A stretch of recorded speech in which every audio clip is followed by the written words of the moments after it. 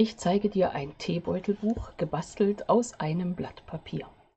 Hier ein Designerpapier in 30 x 30 cm. Hinein passen gleich 8 Teebeutel und Platz für Grüße findet sich auch.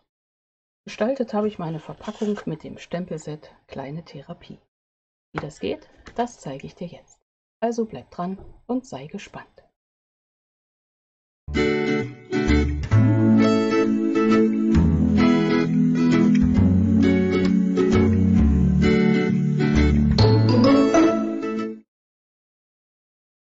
Hallo und herzlich willkommen in meiner Kreativwerkstatt.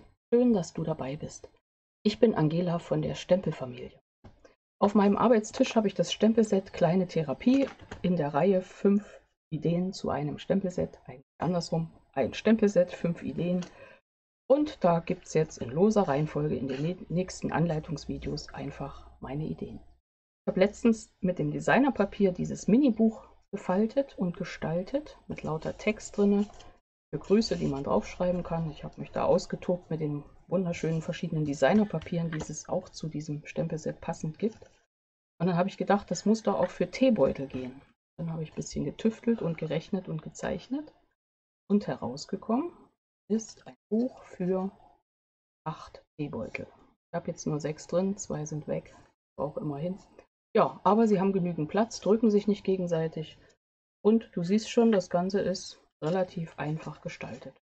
Grüße könntest du genauso mit den Tags hier reinpacken. Du hast auch noch eine Rückseite, wo du was draufschreiben kannst. Oder du lässt einfach leer und da kommen eben die Grüße rein. Ich habe mir, weil das Designerpapier zur Therapie ist in kleinen Bögen 15,2 x 15,2 cm, 6 x 6 Inch, habe ich mir ein großes Papier aus dem neuesten Jahreskatalog ausgesucht. Und zwar ist es das Papier so rum elegant gezeichnet, schwarz-weiß. Hat den Vorteil, man kann dann einfach in den passenden Farben weiter kolorieren. Hier hatte ich den Bogen mit so schönen Teeblättern, habe ich gedacht. Und die habe ich dann einfach mit Grün, in dem Fall Papageiengrün, eine der neuen Farben. Du siehst lauter neue Sachen auf meinem Arbeitstisch. Habe ich das dann so ein bisschen koloriert. Und hier dachte ich mir, Streifen gefallen mir immer, nehme ich dazu. Und die Blumen hier sind dann eben eine Sorte Tee, wo man auch die Blüten verwendet. Und da werde ich dann nachher, wenn ich noch Zeit und Lust habe, hier einfach so ein bisschen Grün setzen. Das Papageiengrün und dann dazu, ich zeige das schon mal so ein bisschen, also da wird einfach nur so ein bisschen Farbe drauf geschleudert. Und ein bisschen Rot dazu. Ich merke gerade, das bisschen ist das Wort des Tages. Schauen wir mal. Versuche ich jetzt wegzulassen. Okay, es geht los. Wir nehmen das Papier. Wir fangen damit an. Bevor es losgeht, noch der Hinweis, alle Materialien, die ich verwende, so sie lieferbar sind, kannst du direkt über mich bestellen. In meiner Beschreibung findest du den Link zu meinem Online-Shop oder du schreibst mir eine Nachricht. Ich habe in der Beschreibung auch meistens einen Link, wo die Materialien, die ich verwendet habe, nochmal aufgelistet sind. Ich sage jetzt mal zum Anfang einmal die Maße und erwähne sie dann einfach nur noch zwischendurch, wenn es dran ist. Hier habe ich also das Designerpapier in 30,5 x 30,5 cm. Wir werden es dann auf 30 x 30 schneiden. Dann einen Farbkarton, Sommersorbet verwendet, in den Maßen 10,5 x 19,3. Ein kleines Stück in 4 x 10 cm zur Verstärkung.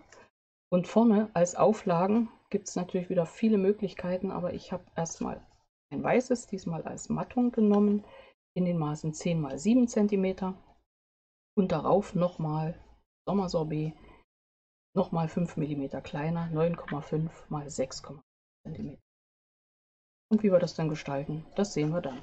Du siehst schon, ich habe hier noch mehr Projekte mit dem Set Kleine Therapie, und zwar ist das dieses hier, das gibt es, glaube ich, im nächsten Video. Kannst du gespannt sein, ist mein aktuelles Workshop-Projekt. Es entsteht aus einem A4-Blatt. Diese Karte ist eine diagonale, der Name weg, Moment, diagonale Double Gatefold Karte wieder und eine Teeverpackung für immerhin 4 Beutel Tee. Aber heute haben wir ja die 8 so und jetzt geht es endlich los, ehe du mir hier vor Langeweile einschläfst. So, wir wollen. Hier siehst du gleich was, wenn du mit den Blends kolorierst. Die Rückseite, da druckt es immer durch, aber hier macht das ja nichts, weil die ist ja dann innen. Okay, machen wir es jetzt auch so, dass die innen ist. Genau. Also, ich möchte die Streifen längs haben, also lege ich zuallererst bei 6 Inch eine Mittellinie an. Quatsch, ich schneide mein Papier erstmal auf 30 x 30 cm. Das war der Moment, wo ich vorhin rumgetüftelt habe.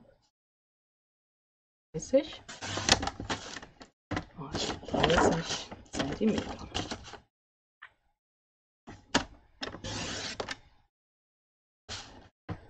Haben wir. Aber jetzt lege ich mir bei 15 cm eine Mittellinie an. Da haben wir sie jetzt. Und bei 5 cm auf der einen Seite und auf der anderen Seite auch bei 5 cm oder bei 25, wenn du es durchgeschoben hättest. So, das haben wir. Und diese Mittellinie ausnahmsweise, weil ich da jetzt ja zwei kleine nebeneinander habe, wie du gemerkt hast, halte ich mal schnell, damit die mir nicht mehr verloren geht. Genau. So, jetzt in die andere Richtung. Los, lege ich wieder ein. Hier ist also meine Mittellinie. Und jetzt lege ich an 7 cm. Kannst da immer oben und unten ausrichten, dann wird es wirklich gerade. Bei 7 cm. Weiter geht es bei 8 cm.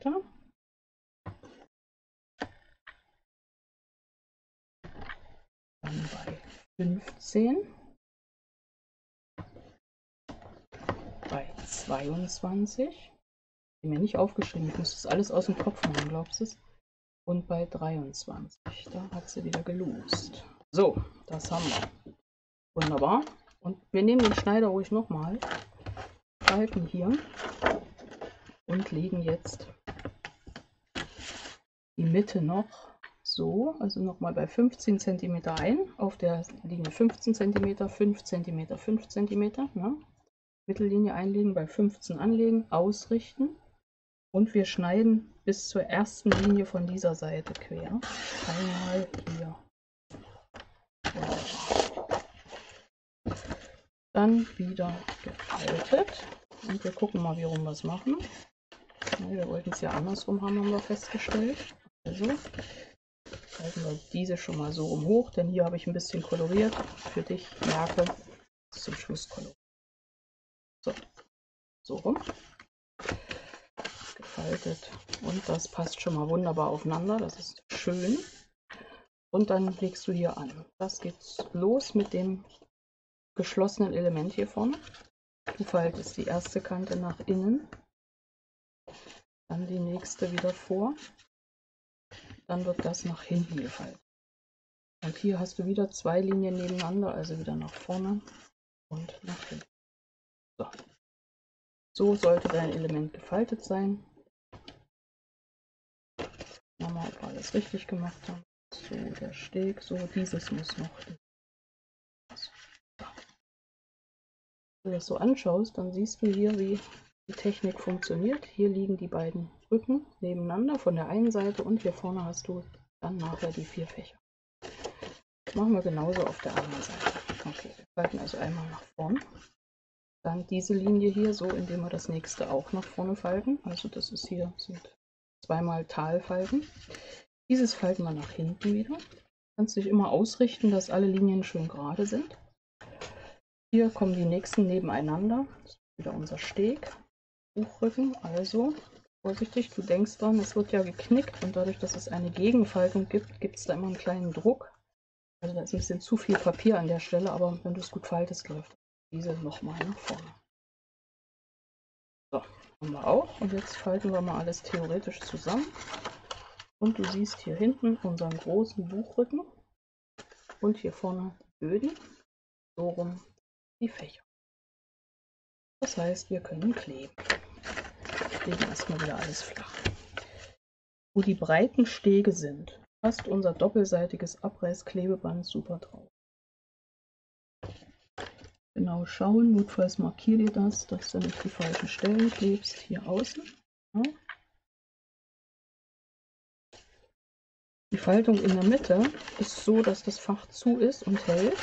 Und ganz außen, links und rechts, kommt auch noch eine Kante hin, aber dadurch, dass unser Band 6 mm breit ist, wir aber weniger brauchen und ich keinen Flüssigkleber nehmen möchte, schneide ich mir das hier einmal kurz vorhin, das könnte ich ja vorbereiten, aber es blieb beim Denken. So, habe ich es zerschnitten, dann sind das 3 mm, damit kann ich gut. Und die klebe ich eben auch hier außen ganz knapp an die Kante. Der einen Seite, der anderen Seite. So, und damit du siehst, dass es funktioniert, lege ich das jetzt also flach, ziehe meine Schutzfolien überall ab, bevor ich das gleiche auf der anderen Seite wiederhole. Hier ist besser, mache ich so. Wichtig ist, dass alles schön glatt liegt und gut gefaltet. Von der Mitte angefangen mache ich das am besten und drücke die Stellen erstmal flach und dann wieder meine Faltungen, so wie sie vorbereitet sind, in Form. Und du siehst, das passt wunderbar und meine Fächer sind alle da. Umgedreht, die andere Seite aufgefaltet. Wieder die 2 Felder, wo alles ganz einfach ist. Hier auf den Steg, man muss ihn nur sehen.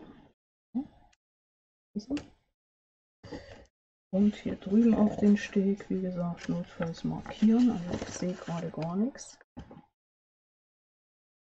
Notfalls markieren. Und dann wieder ein Stück von etwa 5 cm abschneiden und längs schneiden. Auf schmales Band oder du kannst mal eine ganze Rolle irgendwie aufschneiden, so schön. So, und dann wieder hier außen gut schmal ansetzen, links und rechts. Und die Wiederholung genauso wie auf der anderen Seite. Geht ein Stück über. Es gibt auch Teebeutel, die sind etwas kleiner als die ich hier gerade rumkullern habe. Maler bietet sich dann auch an. In der Höhe kommen wir wirklich so ganz gut, dass wir da auf 1 cm für 2 Beutel gehen. So, und dann wird das schön glatt gestrichen. Hier hat ein Stück Klebstoff übergestanden. Hier ein bisschen gepusht. Hier uns dann außen immer jemand hängen bleibt. So, und wieder falten. Ja. So, und so. Ja, wunderbar. Jetzt sind wir fast fertig, fixieren uns nur noch die Seiten, dass es nicht so auseinanderfliegt. Ich lege das mal so und bin jetzt hier an der Mittelseite. Möchte keine weiteren Fächer haben. Man könnte jetzt hier vorne so kleben, dass man nur unten zuklebt und dann hat man hier ein Fach zum Reinschieben. Möchte ich aber gar nicht haben, also klebe ich es komplett zu. Hinten brauche ich nicht zukleben, weil das dann abgedeckt wird, also kommt meine Klebekante hier vorne ran, hier unten an die Taschenfläche. Und hier ist jetzt immer jedes Mal, immer wenn wir zukleben, wichtig, dass wir alles exakt genau aufeinander kleben, dass unser Büchlein nicht schief wird. Ein bisschen Schwund ist immer, aber so gerade wie möglich wäre schon super. Okay. Sie sagt es und klebt es genau 1/4 Millimeter schief. Okay, das nächste. Ich mache auch oben die Klappe zu. Oben wäre eine Möglichkeit. Ich könnte jetzt hier unten kleben und da unten, aber ich mache oben zu. Das ist mir einfach sicherer. Moment. Will ich gar nicht so viel Taschen haben, sondern der Schwerpunkt liegt auf einem stabilen Buch, einer stabilen Verpackung für meine Teebeutel. So, wir können das ruhig ein bisschen rüberfalten erstmal. Nachher stellen wir das wieder auf. Es wird ja plastisch, 3D-mäßig, aber wir falten das jetzt erst flach, damit wir die andere Seite gut aufsetzen.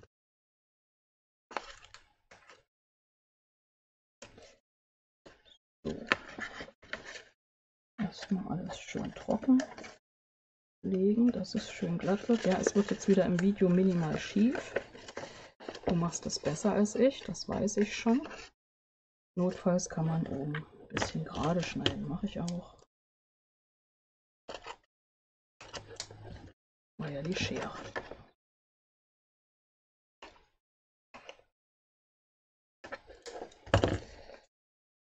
So, das haben wir. So schief wäre schlecht, aber es ist nur minimal. Okay, andere Seite machen wir viel besser. Also wieder hier unten, wollen wir es zu haben. Hinten zu, das ist dann stabiler. Kannst du aber auch lassen, weil du wirst jetzt dann den Buchrücken versäubern und hier oben schließen. Ja, die Ideen sind immer so, dass man sagen kann, okay, mache ich so oder habe ich eine andere Idee, mache ich. Gefällt mir besser so und so. Dann mache ich es so.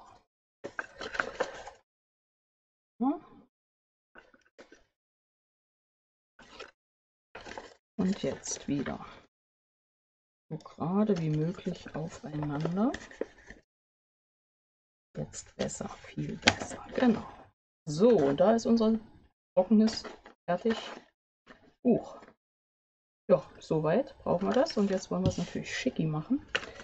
Dann nehmen wir zuerst dieses Stück, was ich da zur Versäuberung gesagt habe. Und das würde ich einfach hier hinten drauf kleben, damit das in sich schon mal stabiler wird. Und das habe ich vorhin zugeschnitten und wollte das aber auf die Länge von 10 cm haben. Und da ist es etwas länger. Kürze ich es noch mal ein Stück. Mache doppelseitiges Abreißklebeband auf die Rückseite und klebe es dann stabil auf meinen Buchrücken.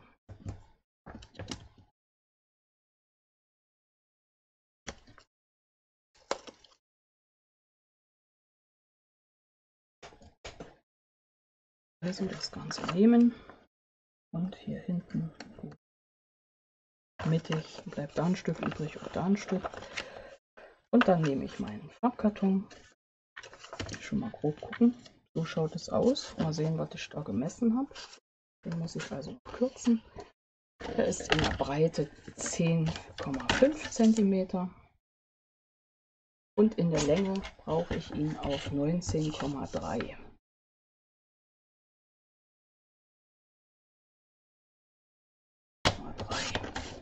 So, jetzt machen wir nochmal den Test. Das sieht doch schon besser aus. Und dann brauche ich links und rechts bei 7,5 eine Farblinie. Machen wir so rum, 7,5 und 7,5.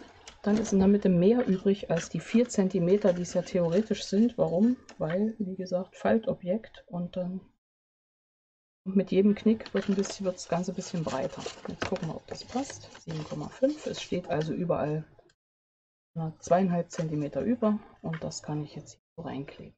Du siehst, das passt. Da klebe ich zuerst die Rückseite. Und das setze ich hier immer ein bisschen neben den Rand und dran denken, überall steht 2,5 cm über. Wenn ich es gerade reinsetze, wenn ich es schief reinsetze, steht vielleicht auf der einen Seite 3 cm übrig und auf der anderen nur 2. Deswegen gehe ich mit meinem Abreißklebeband hier großzügig um und verschiebe das so ein bisschen. Also klebe es links und rechts kürzer und an der Mitte auch nicht direkt an. Wenn du das mit Flüssigkleber machst, dann würde ich den Flüssigkleber hier auftragen. Ich ziehe zuerst hier in der Mitte ab und setze das erstmal schön mittig dahin. Mal so ein bisschen geguckt. Oben und unten hatte ich ja gesagt. In der Faltung, wie gesagt, müssten wir in etwa mit den 4,3 in der Mitte hinkommen. Und das passt auch halbwegs. Und dann setzen wir das jetzt hier vorne. Ziehen wir ab. Du siehst, das passt nicht ganz. Drücke es einfach noch drüber. Und dann eine Seite abgezogen. Notfalls nehmen wir in der Mitte noch einen Millimeter mehr. Vorhin hatte ich einen weniger. Und es hat auch gepasst. Das kommt einfach drauf an, wie du deine Bindung, wie gut die zusammendrücken kannst hier, ja? Notfalls misst dir das aus, bevor du den Rand zuschneidest. So, schauen wir mal. Ja, bin ich zufrieden, die Seite passt. Und hier hinten machen wir das auch. Und dann geht es schon ans Befüllen und natürlich ans Aus. Und da ist dieses tolle neue Stempelset wirklich, also eine wahre Fundgrube an tollen Texten und Motiven. Ja, hier, wie gesagt, passen dann wunderbar meine Beutel rein. So sieht es hingestellt aus. Und um das Ganze stabil zu machen, habe ich eben hier außen auch ein paar mehr, also eine Mattung und eine Auflage, um das einfach gut zu gestalten. Klebe ich mal noch aufeinander. Könnte dann auch mit Designerpapier arbeiten, machen wir vielleicht auch.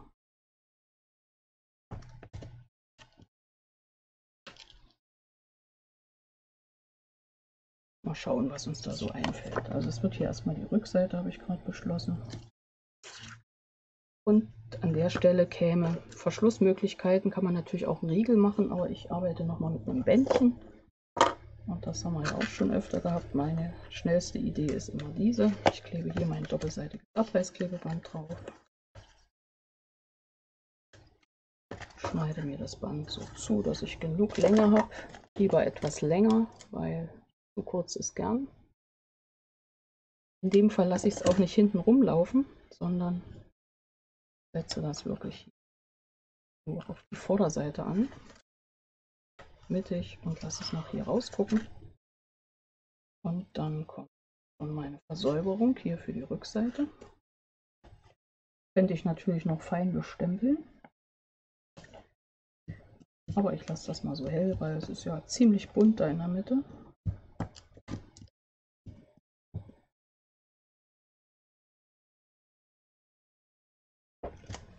Und dann setze ich es mittig, überall ausgemittelt, die Mattung gleich hinten drauf, und das ist schon mal schön versäubert. Und vorne machen wir das Bändchen drauf, weil ich kenne mich, ich würde es vergessen. Also das Bändchen kleben wir schon mal. Da lege ich das hier an und hoffe, dass ich an der gleichen Höhe wie hinten das fixieren passt. Liegt schon mal da, und dann nehmen wir uns dieses hier und schauen uns das vorne mal an. Und jetzt habe ich hier so ein paar Kleinteile, vielleicht mit verwende. Also ich nehme dieses kleine Umarmung in der Tasse nochmal dazu. Sieht da gut aus und sieht sicher auch hier gut aus. Dann habe ich noch einen Zweig, mag ich auch, kommt dazu, vielleicht auch noch ein Herz. So ein Teebeutel-Aufhängerteil hier, jetzt mal auch noch ran. Und jetzt überlege ich, ob ich einfach hier unten, weil ja da drin auch Streifen kommen, noch ein paar Designerpapierabfälle, Düppelkrams, einfach so ein bisschen schräg draufsetze. Wir hatten ja letztens die, die Strip Mosaiktechnik. Aber wir können die ja auch so machen, dass wir die einfach machen. Ne? Nein, wir machen sie einfach, genau. Dann tue ich die mal ein bisschen schräg halbieren, so dass es überall nicht viel schmaler ist als 5 mm, 6 mm Klebeband. 6 mm Klebeband. Und schau mal, wie ich das ja ein bisschen als schnelle Hintergrundgestaltung oben drauf setze. Also nehme ich mein Bändchen, mein Klebestreifen, da war wieder das Wort, Abreißklebeband, und setze das mal hier unten mit Weiß los. Ich überlege, ich setze es, ich lasse es überstehen, genau. So, ein Stück, schneide ich das schon mal ab, oben hin, und ein nächstes Stück.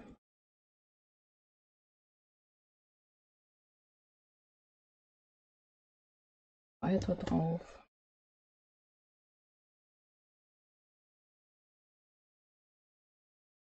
Mit Lücke, mit minimaler Lücke. Ist dann doch wieder witzig, genau. Und dann mal das andere. So rum. Sucht schon wieder einen Streifen. Hier ist er. Das war der Spaß, genau. Schneiden wir es mal wieder knapp ab. Genau. Hier drüben. Dann noch ein Stück Klebe. Hier nehme ich jetzt mal Flüssigkleber auf die Schnelle. Ja, die Spiele sind eröffnet. Jetzt geht's mit Flüssigkleber los. War eh das Falsche, ne? Ich wollte den anderen haben. Ich wollte nochmal den haben.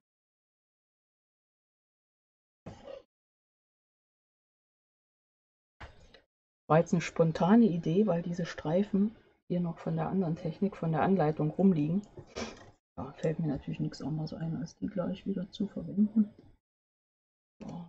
So, das macht aber nichts. Wir kriegen das schon hin. So, dann kommt dieses. Diese Schräge. Genau, setze es auf. Halten Sie still, warten Sie einen Moment. Sind wieder die Streifen. Muss ich einmal hier was unternehmen, sonst heißt es, schmiere ich mich an.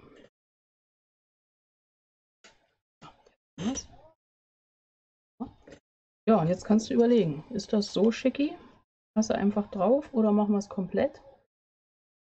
Bin mir gerade gar nicht sicher, wie das am schönsten ist, aber ich finde es in jedem Fall witzig. Witzig ist.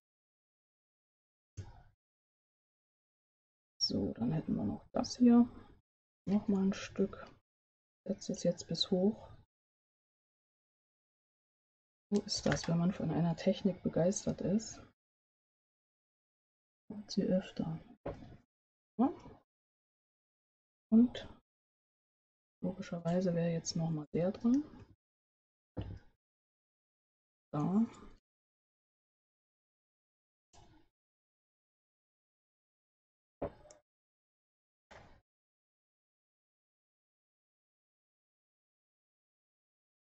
Geht es einmal in diese Richtung. Grob abgeschnitten. Und legen wir uns nochmal dahin, weil der könnte noch.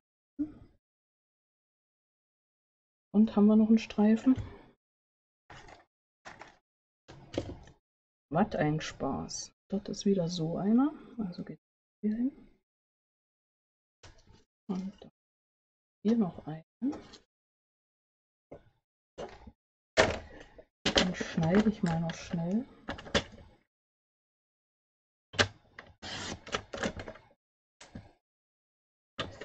Ja, könnt ihr sagen, ob spontan euch manchmal bei mir zu spontan ist, ist auch okay.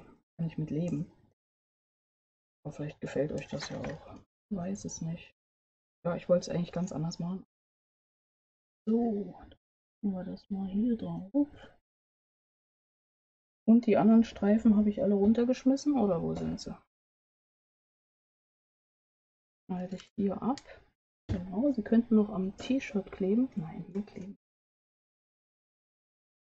Nichts verloren. So. Das geht da drauf und oben setzen wir jetzt noch einen hin und schauen, dass wir das so halbwegs ausmitteln. Machen wir da noch ein Flüssigkleber drauf. Drüber. Fertig. Na, sage noch einer. Wir könnten nicht auch spontan gut andrücken und dann schneide ich hier einfach den Knüppelkram ab. Hier drüben auch. Und dann haben wir in der Strip Mosaiktechnik unsere Vorderseite gestaltet, die wir hier drauf kleben und dann weiter ausgestaltet. Dazu habe ich auch ein Video gemacht, wo ich das nochmal ausführlich erkläre und dann noch ein bisschen pfiffiger als hier. War übrigens nicht die Mosaiktechnik. Wir haben jetzt nur die Scrappy Strip Technik. Fehler machen. Genau, das Mosaik, wie das geht, zeige ich.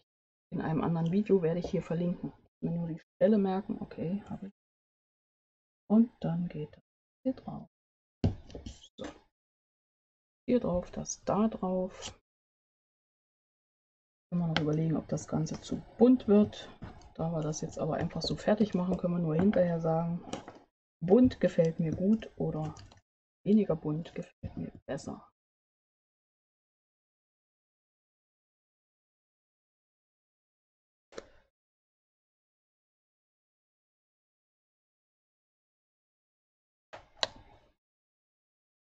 So, da klebt es. Die Tasse fliegt erstmal, kommt wieder. Hier ist sie. Dafür nehme ich die Abstandsklebepunkte und setze sie jetzt auf die Rückseite. Und das ist einfach noch hier draufgeklebt. Das kann ruhig ein bisschen kippelig sein. Ich klebe es mal so kippelig in die Richtung. Dann habe ich hier den Anhänger. Und da schreiben wir jetzt mit dem Stempel drauf. Da stempeln wir drauf. Im Sommersorbet. Manchmal hilft schon Tee. Da sitzt es. Wunderbar. Dann haben wir hier so schöne Bändchen. ziehen wir uns eins raus. Welches gefällt uns? Wir nehmen das. Und das ist das Schnürchen vom Teebeutel. Legen wir oben drauf. So, dann nehme ich für diese Stelle nun wieder gerne so ein Ludert, so einen Klebepunkt, weil da kann ich das Bändchen hinten gut fixieren. Und das hänge ich hier raus. Unten noch einen kleinen Abstandsklebepunkt. Schutzfolie abziehen. Teebeutelbändchen hier runterhängen. Und den Strick da hinten irgendwie fixieren, so dass es locker hängt. So ist eigentlich ganz schön. Das lassen wir erstmal so. Dann hätten wir hier unser Grün.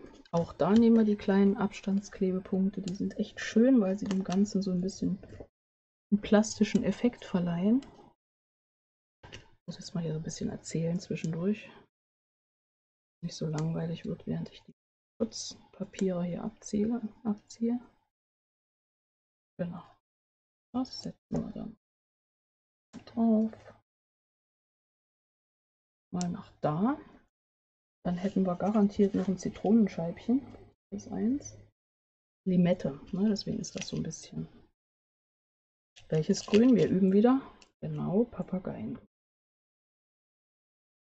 Und damit uns das da nicht zu grün wird, Limette geht da lang, kommt jetzt noch ein rotes Herz dazu, weil es ist ja alles wie üblich mit Liebe geschenkt. Sehr schick hier. Nur fliegt. Dort fliegt hier ein bisschen. So, und wenn wir jetzt noch was finden, und wir finden es müssen dann aber 2 sein, haben wir da in dem Stanzenset von der kleinen Therapie, hier die Stanzteile, gibt es noch neben dem größeren Herz, was wir ja schon drauf haben, noch so ganz Mini-Herzen.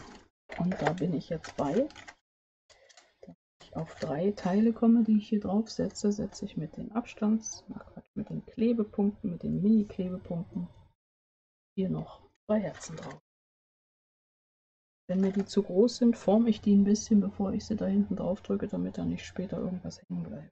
So, und jetzt die Frage, wo das andere Herz am besten ist. So. Und ja, was ist schön. Jetzt hätten wir da noch Ruhe bewahren und Tee trinken, könnten wir natürlich auch noch stempeln, aber jetzt höre ich auf. Das wäre dann alles eine Möglichkeit, innen noch weiter auszugestalten, wenn ich dann meine Teebeutel reinpacke. Ja, vielleicht da noch so ein paar Grüße drauf zu schreiben. Hier unten schneiden wir noch das Bändchen ab. Nicht zu sehr ziehen, es soll ja locker hängen. Und verstecken es. Natürlich auch vorher kleben können. Gut. Okay, das bleibt so. Das erste Buch, das zweite Buch, die Verpackung, die es Sonntag gibt. Hier meine Scrappy Trip Technik Streifen. Also das kann man mit Resten machen. Das sind übrigens die ganzen Reststücke, die übrig blieben, als ich das hier passgenau für meine Fächer zugeschnitten habe und für die Texte. Ja, das war das erste bzw. zweite Projekt für die kleine Therapie, je nachdem, wie du das anschaust. Ich hoffe, dir hat mein Projekt gefallen. Dann gib mir gerne einen Daumen hoch. Fragen, immer her damit. Du möchtest Material, hast Fragen zum Material, frag mich einfach. Hier geht es weiter mit noch mehr Anleitungen und Tipps, also bleib dran und sei gespannt. Bis gleich in einem meiner nächsten Videos. Deine Angela von der Stempelfamilie.